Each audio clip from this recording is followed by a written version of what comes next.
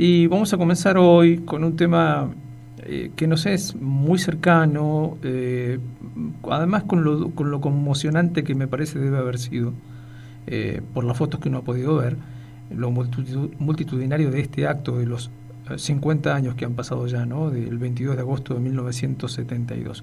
Y nuestra compañera de trabajo, Alicia Rivas, ya está regresando, pero ha estado allí todo este tiempo y le damos la bienvenida a esta mañana y a esta parte de la mañana. ¿Cómo estás?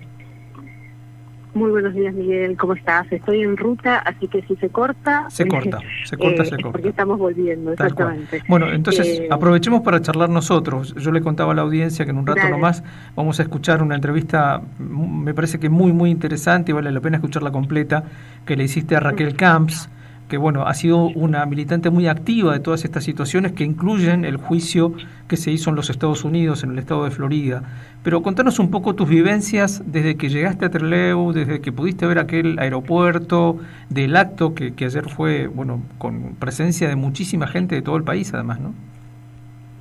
Sí, mira, yo estoy viajando con un grupo de jóvenes, y no tan jóvenes, pero muy emocionante también las vivencias y las experiencias que se pueden ir compartiendo. Y es en el Centro Cultural del Museo por la Memoria, ahí en el ex aeropuerto. Fue muy impresionante estar ahí y recordar lo que fue esa entrevista que brindaban los tres sobrevivientes,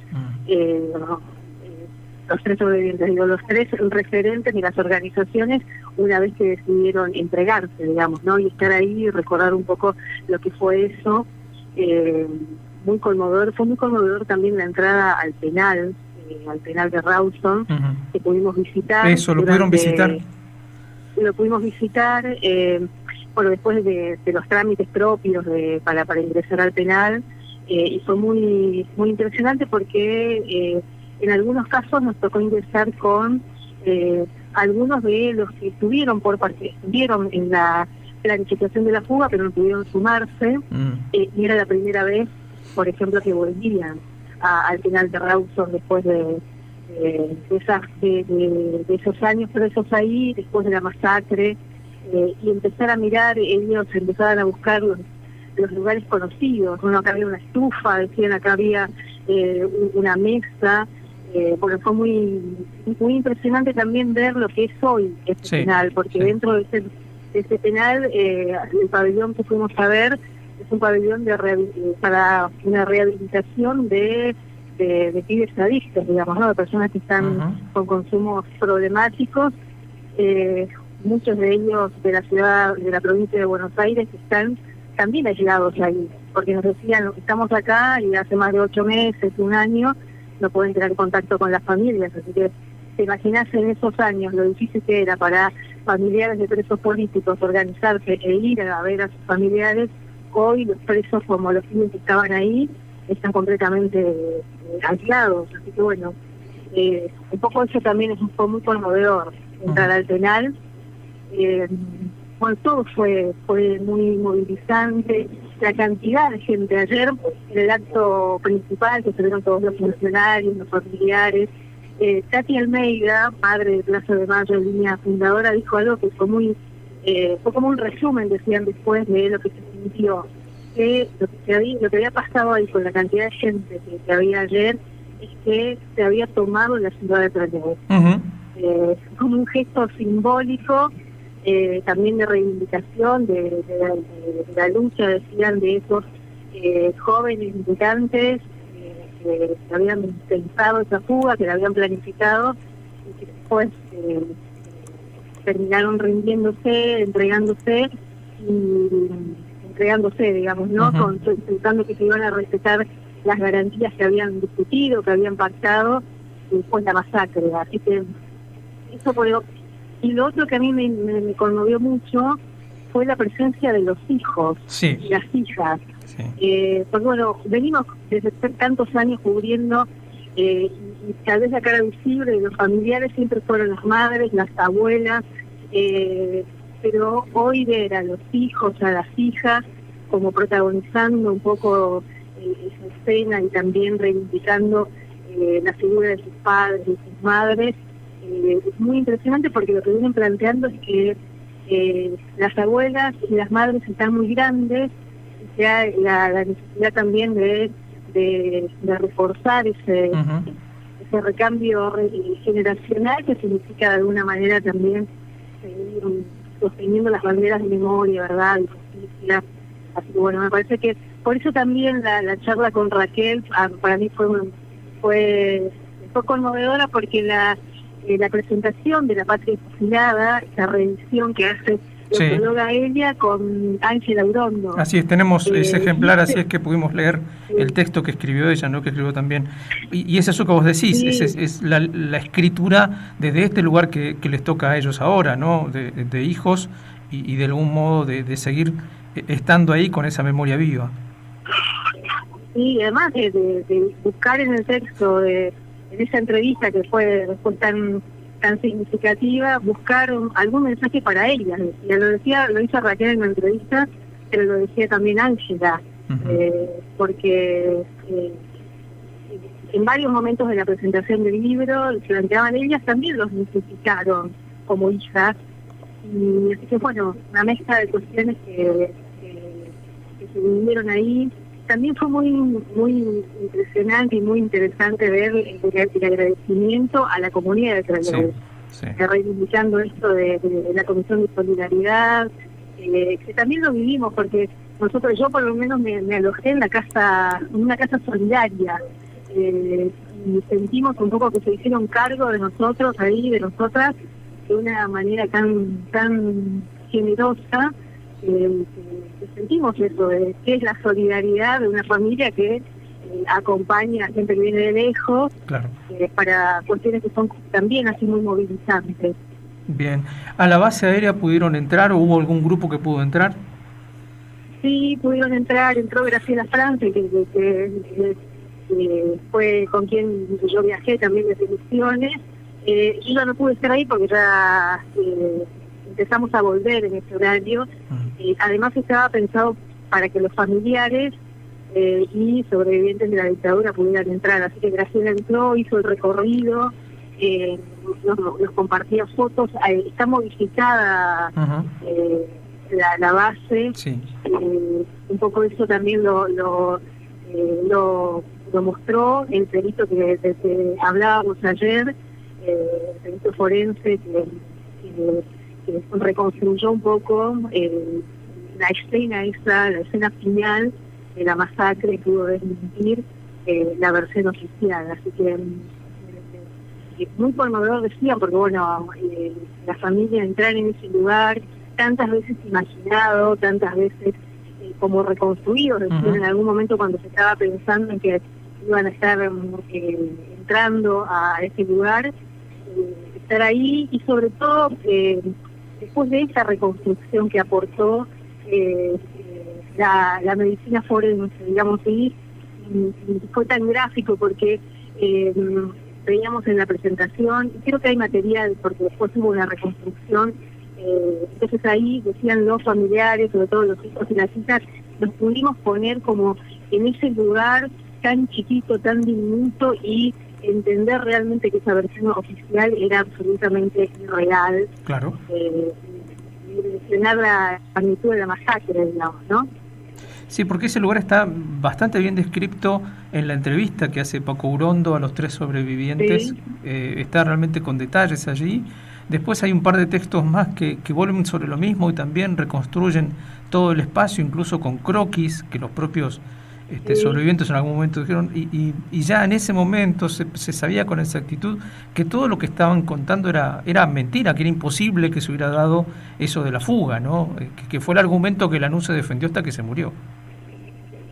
Vos sabés que el perito forense Willy, que no me va a salir ahora el apellido porque no tengo a mano el anotador, él creo que lo dice, no sé si lo dice en algunas de las presentaciones, él cuando le piden que haga un aporte, que encuentre algún material que le permita al juez arrancar una investigación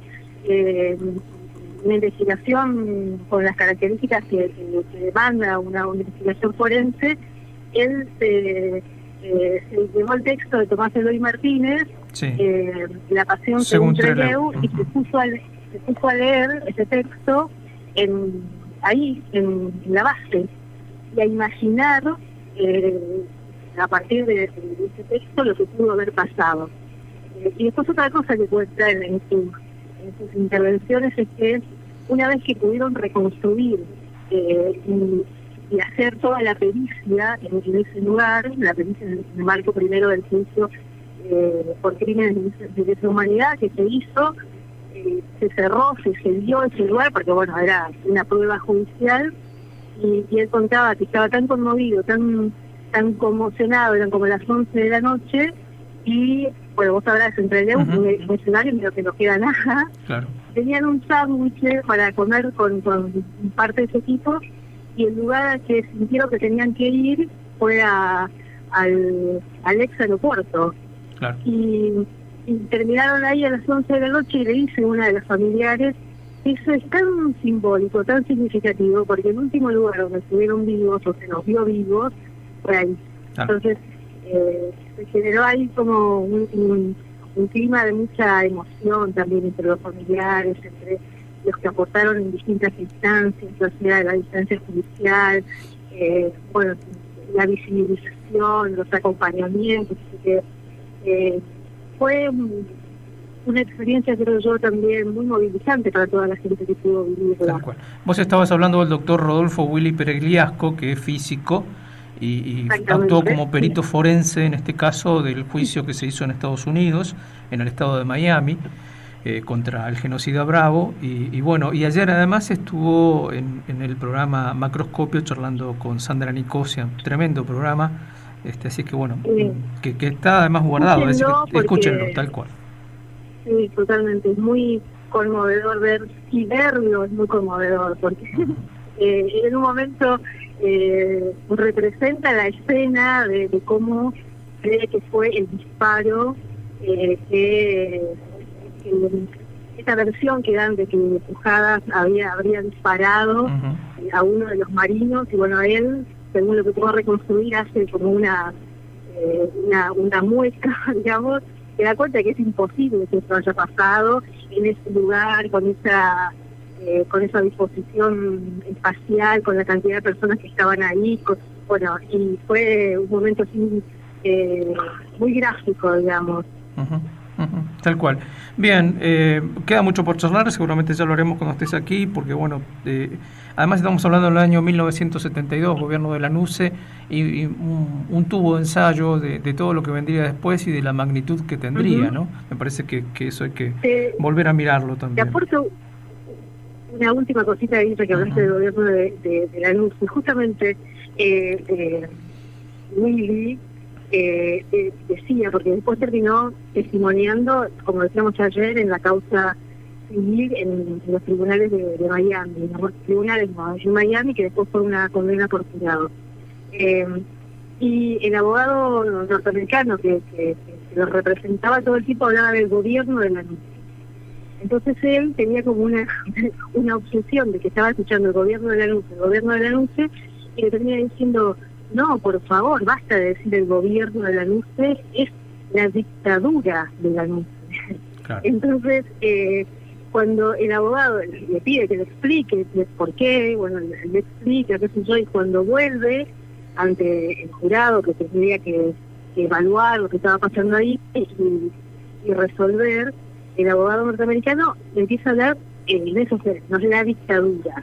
Bien. Y para los norteamericanos la dictadura tiene una connotación, sobre todo.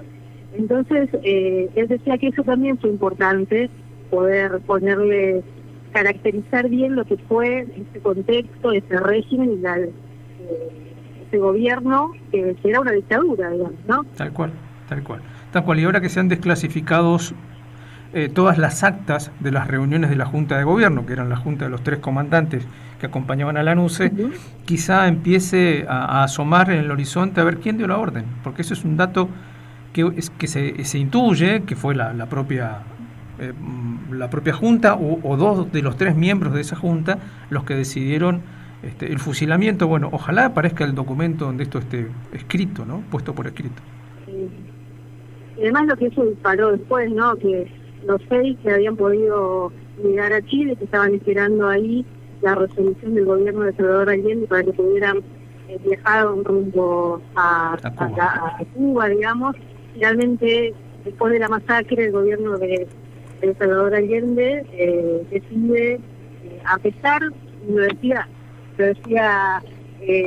ayer Vaca Narvaja, en una de las exposiciones, Salvador Allende tenía todo su gabinete en contra de esa decisión de que el Estado dejara a esos 6 presos políticos abordar un avión de cubana de aviación que estaba esperándoles, pero después de la masacre entendió que no podía de ninguna manera devolver a la dictadura de la Nietzsche, porque es un poco eso también.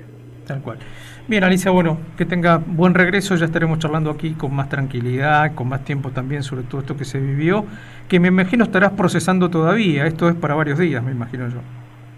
Sí, totalmente. Bueno, muchas gracias, Miguel, por permitir también que estas voces se escuchen ahí en el río. Tal cual. Te mandamos un abrazo enorme, Alicia, que, bueno, como decíamos, está en viaje de regreso. Alicia Rivas, nuestra compañera de tareas, conductora del programa de la tarde de Radio Universidad, y charlando sobre esta experiencia sumamente conmovedora, ¿no?, de vivir estos 50 años que se han recordado en Trelew durante todo el mes de agosto, porque la gente que estaba en el área de organización de todo esto nos enviaba tiempo atrás el cronograma de trabajo que se habían fijado, un cronograma tremendamente activo, ¿no?, con mucha presencia en las diferentes ciudades, en las escuelas, en foros, con charlas, debate, películas, presentación de libros, conferencias, es decir, todo esto fue muy activo y de algún modo el punto culmine fue ayer 11 de la mañana, cuando el acto formal para recordar este nuevo aniversario, 50 años que han pasado de el fusilamiento del 22 de agosto, ¿no?